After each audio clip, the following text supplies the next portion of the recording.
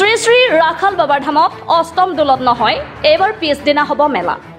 ধাম কমিটিৰ আহ্বান, অষ্টম দোলত নহয়, ৰাইজে যাতে পিছদিনা সহায় সহযোগিতা আগবঢ়ায়। বিটিআৰ তথা পৰ্বতচূড়া মহকুমাৰ অন্তৰ্গত মোৱামাৰী গাঁৱত থকা শ্ৰী শ্ৰী ৰাখাল বাবাৰ ধামত আয়োজক কমিটিৰ এই আহ্বান। প্ৰতি বছৰে অষ্টম দোলৰ দিনা ৰাইজৰ সহযোগিতাত বৃহৎভাৱে অনুষ্ঠিত হয় এই মেলা।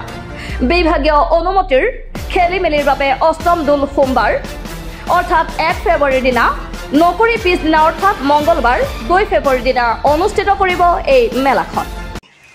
হয়, এইটো আমাৰ মোৱামাৰী ৰাখাল বাবাৰ ধাম আৰু আমি অষ্টম দল কৰাৰ কাৰণত মানে সোমবাৰ পৰে, কিন্তু কিবা অসুবিধা আমাৰ পাৰ্মিশ্যনৰ কাৰণত মানে খেলি মেলি হোৱাত আমি মেলাখন আমি মানে মঙলবাৰে হেৰি কৰিম, মেলাখন পাতিম। আৰু মেলাখনত কিমান মানুহ হ'ব পাৰে?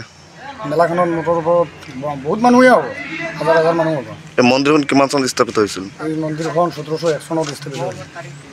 এতিয়া কি জনাব অসমবাসী ৰাইজক? কি জনাম, ৰাইজক আমি আহ্বান জনালোঁ যাতে ৰাইজে বেয়া নাপায়। মঙলবাৰে আমি মেলাখন পাতিছোঁ, অহা মঙলবাৰ 2 তাৰিখ। মানে গতিকে যিমান আমাৰ ৰাইজ আছে, ৰাইজে সহায় সহযোগিতা যাতে কৰে, এইটোৱে আহ্বান জনালোঁ। ধুবুৰীৰ পৰা শ্ৰীদাম ৰায় ৰিপৰ্ট, এনি লাইভ।